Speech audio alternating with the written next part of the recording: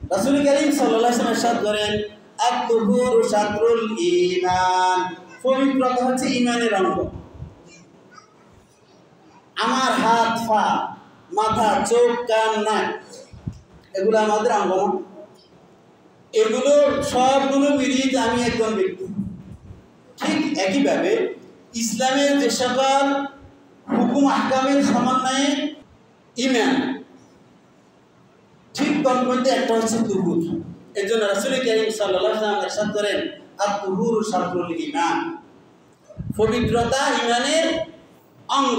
পবিত্রতা ছাড়া ঈমানকে কল্পনা করা যায় না। রাসূল করিম সাল্লাল্লাহু আলাইহি ওয়াসাল্লাম আরেকটা হাদিস হযরত আবু হুরায়রা রাদিয়াল্লাহু তাআলা আনহু থেকে বর্ণিত, আল্লাহ নবী বলেন, লা সাহামা ফিল ইসলামে লিমান লা সালাতাহু ওয়া লা সালাতা লিমান লা উযুওয়া লাহু। লা সাহামা ফিল ইসলাম, ইসলামের মধ্যে কোনো পার্টিসিপেট নাই, ইসলামের মধ্যে কোনো অংশ নাই, ইসলামের মধ্যে কোনো অধিকার নাই।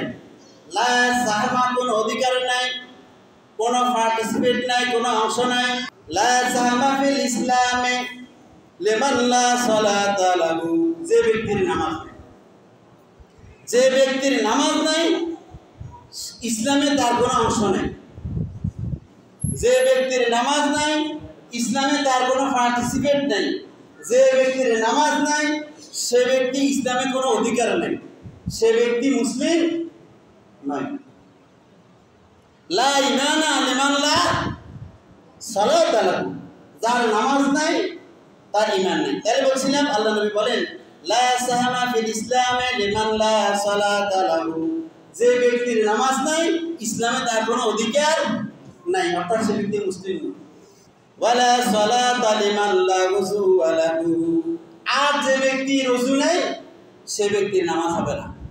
নামাজবিহীন মুসলিম হওয়ার কোনো সুযোগ নেই, এবং ওযু ছাড়াও নামাজ পড়ার কোনো সুযোগ নাই।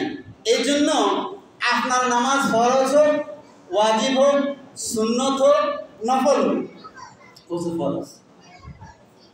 নামাজ ফরজ হইলেও ওযু ফরজ, নামাজ ওয়াজিব হইলেও ওযু ফরজ, নামাজ সুন্নত হইলেও ওযু ফরজ, নামাজ নফল হইলেও ওযু ফরজ।